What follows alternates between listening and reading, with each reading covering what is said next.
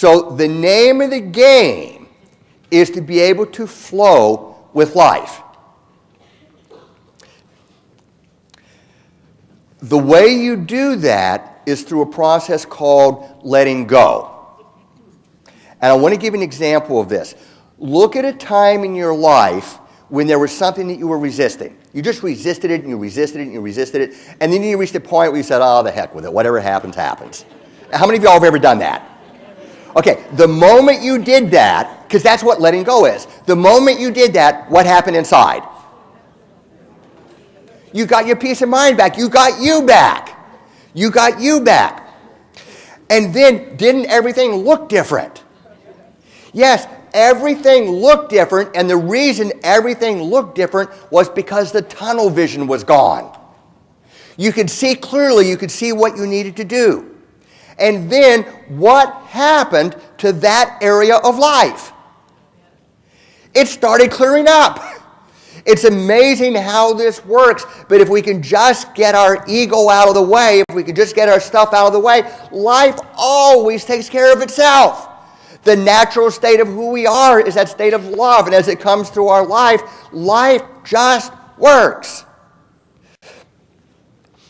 Now, in relationships, I may not get the type of relationship I want. Like I may want to be married to her, she may not want to have anything to do with me. But you can always have the love. You may not get the type of relationship you want with a particular person, but you can always have the love, one human being to another. And when you have the love, one human being to another, everything takes care of itself. And the relationship will naturally evolve to a state that's perfect for the two people. So, why can't we be at peace with the truth? Why can't I be at peace with her leaving? Why can't we be at peace with losing our job or our home or whatever it is? Why can't we be at peace with the truth? Well, why we can't be at peace with the truth is because the truth strikes a nerve. So the more you're able to heal these nerves, then the more you're able to be in the presence of anything. Well, I want to talk about how do you get there. I want to talk about letting go. A good way to see how to let go is to look at the nature of fear. So let's say I'm resisting losing her. I've got this fear. Well, anytime you've got tunnel vision, there's a truth that you're fighting. We're either in a state of fear, which is resisting a future event, or we're in a state of upset, which is resisting a past or present event. Usually, we're in a state of fear. So if I have a fear of losing her, I'm resisting this future event called losing her.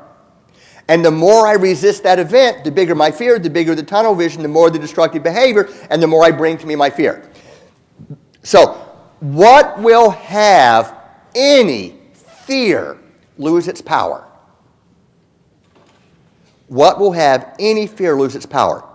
And looking for the answer to that, look at what creates the fear.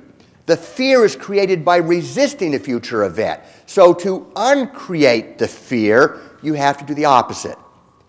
Instead of resisting the event, you got to be willing for the event to happen. But not in your actions, in your heart. In my actions, I'm going to do everything I can to save the relationship. But in my heart, if she goes, she goes. And if I'm willing to lose her, don't want to lose her, I'm going to do everything I can to make sure I don't lose her. But if I lose her, what happens to my fear? It loses power. And then as the fear loses power, then I can see clearly. Then I become very, very effective in handling the situation. And another thing that happens is very, very special when you let go of the resisting. If I'm willing to lose her, well, by my being willing, it's just a state of mind. She doesn't go poof and disappear. She's still there. If I'm willing to lose her, how do you suppose I'm going to feel about every moment that I have with her? I'm going to treasure her. Every moment that I have with her is going to be so special.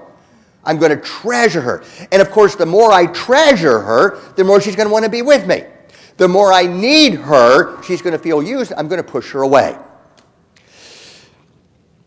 You have to be willing to lose your life to get your life. You have to be willing to lose your life to truly appreciate your life. And when you can live in that place of appreciation, the energy of appreciation is the opposite of the energy of resistance.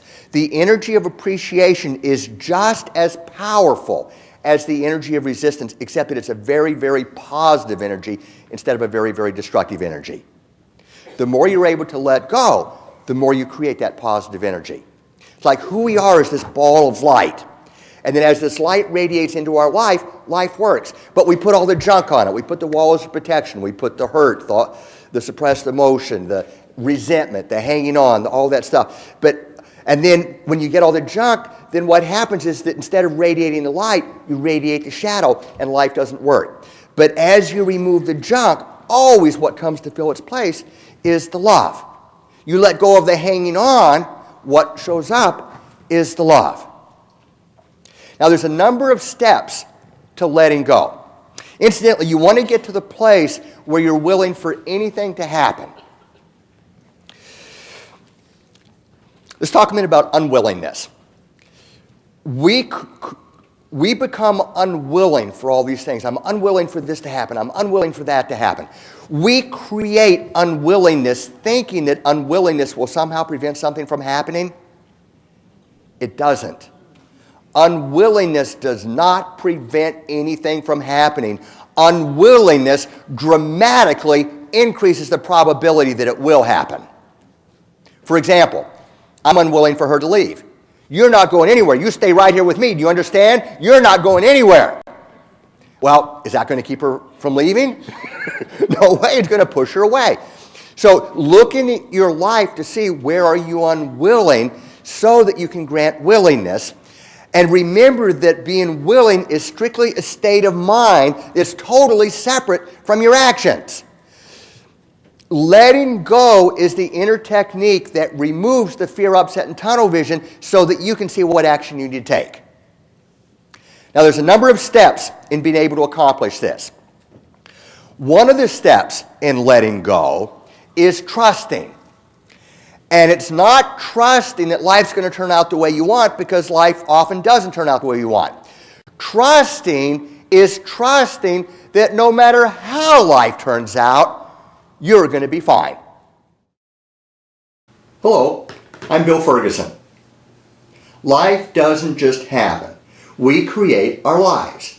We interact with life in a very particular way, and life responds accordingly. When you can see why your life is the way that it is, you become more able to determine how your life is going to be. You have it within you the ability to create an incredible life. The problem areas of your life can get resolved, and you can have your dreams come true. But this won't happen by itself. You have to grow in your awareness, you need to do some inner healing, and you need to take action. But you can do it. All it takes is you. But you got to know how. And I can walk you through the steps. So come join us. You can learn more by visiting BillFerguson.com. We'll hope to see you soon. Bye.